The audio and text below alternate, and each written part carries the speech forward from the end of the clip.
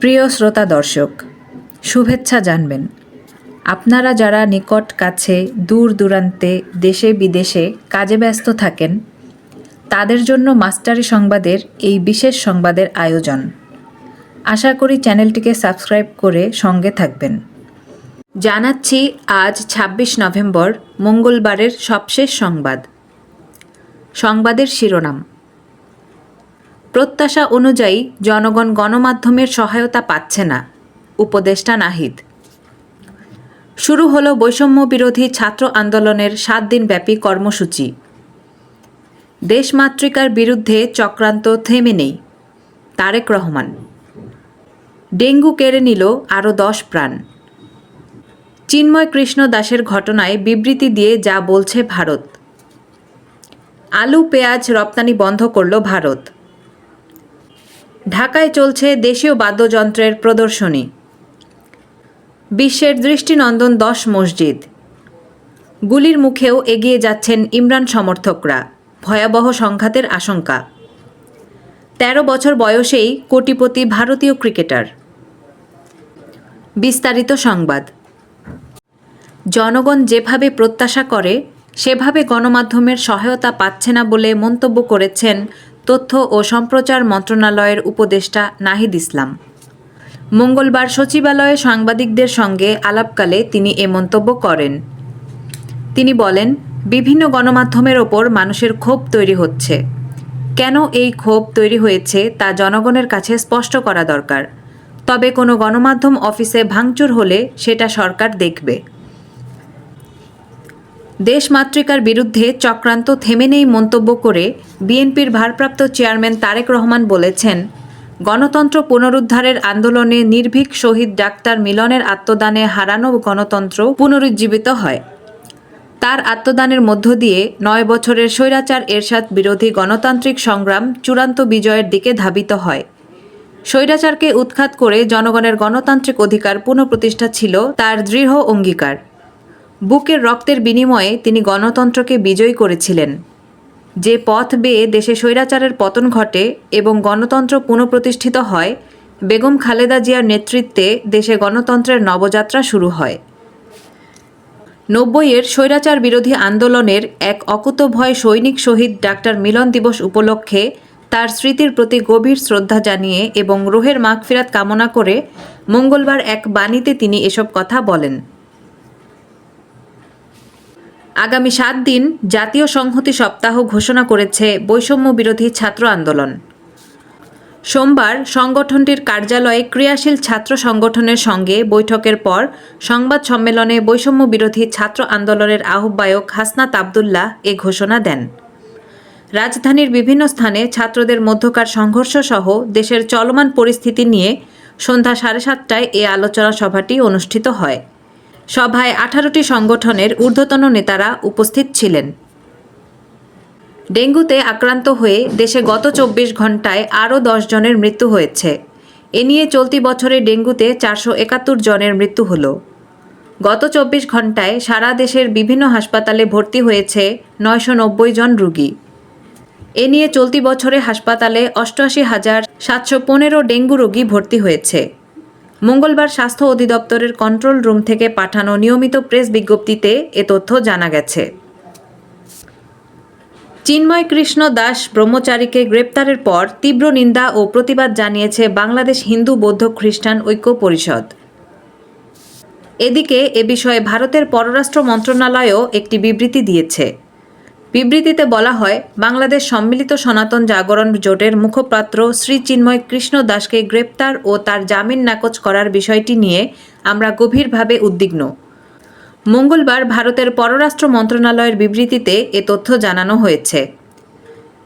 এতে বলা হয়, আমরা শান্তিপূর্ণ সমাবেশ ও মত প্রকাশের স্বাধীনতার অধিকার সহ বাংলাদেশ কর্তৃপক্ষকে হিন্দু এবং সকল সংখ্যালঘুদের নিরাপত্তা নিশ্চিত করার আহ্বান জানাই। বাংলাদেশে আলু পেঁয়াজ রপ্তানি বন্ধ করে দিল ভারত সরকার। তাদের উৎপাদিত আলু ও পেঁয়াজ অন্য বাংলাদেশে সরবরাহ করবে না বলে জানিয়ে দিয়েছে পশ্চিমবঙ্গ রাজ্য সরকার। এতে দিনাজপুরের হিলি স্থলবন্দর দিয়ে ভারতীয় আলু ও পেঁয়াজ আমদানি বন্ধ হয়ে গেছে। মঙ্গলবার সকাল থেকে হিলি বন্দর দিয়ে পেঁয়াজ আমদানি হয়নি, তবে আগের বুকিং করা 2 ট্রাক আলু আমদানি হয়েছে। মিলনায়তনের পুরোটা জুড়ে নানা ধরনের বাদ্যযন্ত্র, সবই দেশীয়, যেগুলো আমাদের লোকসঙ্গীতের সবচেয়ে বড় বাহক। এসব দেখতে আসছেন বিভিন্ন বয়সী দর্শকেরা। কেউ ছুঁয়ে দেখছেন, কেউ হাতে নিয়ে টুংটাং আওয়াজ তুলছেন। 5 দিন ব্যাপী এমন বাদ্যযন্ত্রের প্রদর্শনী শুরু হয়েছে সোমবার থেকে। অবকল্প নামের একটি সংগঠন নিরাময়ের ঐকতান শিরোনামের এই আয়োজন করেছে রাজধানীর মিরপুর রোডের অলিয়জ ফ্রয়েসেজে। সোমবার সন্ধ্যা 6টায় প্রদর্শনী উদ্বোধন করেন বাউল শফি মণ্ডল। প্রদর্শনী চলবে 29 নভেম্বর পর্যন্ত। মুসলিম সম্প্রদায়ের জন্য মসজিদ একটি গুরুত্বপূর্ণ স্থান। বিশ্বের বিভিন্ন জায়গায় নানা নকশার, নানা সৌন্দর্যের মসজিদ গড়ে উঠেছে। কিছু কিছু মসজিদ এতটাই দৃষ্টিনন্দন, যেগুলো দেখতে সারা দুনিয়া থেকে শুধু মুসলিমরা নন, অনেক অমুসলিম পর্যটকও ভিড় করেন। বিশ্বজুড়ে অসংখ্য মসজিদ রয়েছে। প্রতিটি মসজিদই নিজস্ব স্থাপত্য ও ডিজাইনের জন্য মানুষের দৃষ্টি আকর্ষণ করেছে। প্রকৃতপক্ষে এক মসজিদ থেকে অন্য মসজিদের নির্মাণের বৈশিষ্ট্য ও সৌন্দর্যের কারণে এক মসজিদ থেকে অপরটি ভিন্ন হয়ে থাকে।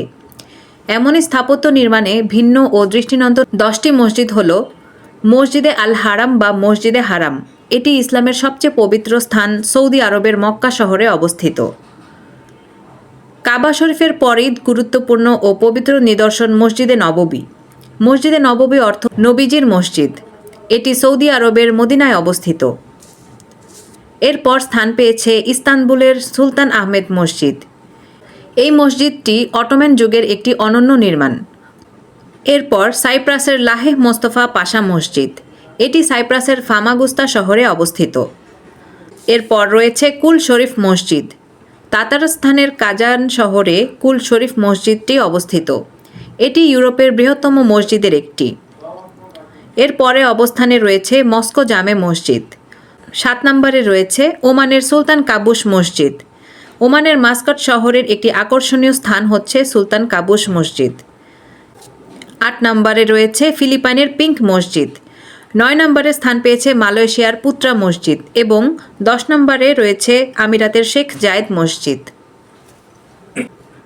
বহু বাধা উপেক্ষা করে পাকিস্তান তেহরিক-ই-ইনসাফের সমর্থকরা দেশটির রাজধানী ইসলামাবাদের প্রাণকেন্দ্রে ডি চকে জড়ো হয়েছিলেন। কিন্তু পাকিস্তানের আধা সামরিক বাহিনী রেঞ্জার্স তাদের লক্ষ্য করে তাজা গুলি ছোড়ে। এতে মুহূর্তে সমাবেশস্থলে ইসলামাবাদের ডি চক জনশূন্য হয়ে যায়। কিন্তু গুলি ও টিয়ার গ্যাসের মধ্যেই আবারও জড়ো হওয়ার চেষ্টা করছেন তারা। মঙ্গলবার বিকেলে ডি চক থেকে ছত্রভঙ্গ হয়ে আন্দোলনকারীরা আশেপাশের এলাকায় অবস্থান নেন। সেখান থেকে ছোট ছোট দলে তারা আবারও ডি চকের দিকে এগোচ্ছেন। কিন্তু কিছুক্ষণ পর পর গুলির শব্দ পাওয়া যাচ্ছে। এছাড়া টিয়ার গ্যাস ছুটছে পুলিশ ও আধা সামরিক বাহিনীর শক্ত অবস্থানের পরও আন্দোলনকারীদের দমানো যাচ্ছে না। সেখানে ব্যাপক উত্তেজনা বিরাজ করছে। আইপিএলে নাম তুলেই বিশ্বকে তাক লাগান বৈভব সূর্যবংশী। 13 বছর বয়সী কিশোর ক্রিকেটার এবার দলও পেয়েছেন। সেটিও নিজের ভীতিমূল্যে নয়, কোটি টাকায় দল পেয়েছেন তিনি। ভারতীয় মুদ্রায় 1 কোটি 10 লাখ রুপিতে সূর্যবংশীকে দলে নিয়েছে রাজস্থান রয়্যালস। তাকে দলে ফেরাতে দিল্লি ক্যাপিটালসের সঙ্গে যুদ্ধ করতে হয় রাজস্থানকে। শেষ পর্যন্ত তারা জয়ীও হয় সর্বোচ্চ দামে তাকে দলে নিয়ে। সংবাদের সূত্র, বাসস, কালের কণ্ঠ, কালবেলা, প্রথম আলো। প্রিয় শ্রোতা দর্শক, মাস্টারি সংবাদের সঙ্গে থাকার জন্য ধন্যবাদ। যারা এখনও চ্যানেলটিকে সাবস্ক্রাইব করেননি, তাদেরকে সাবস্ক্রাইব করে সঙ্গে থাকার আমন্ত্রণ।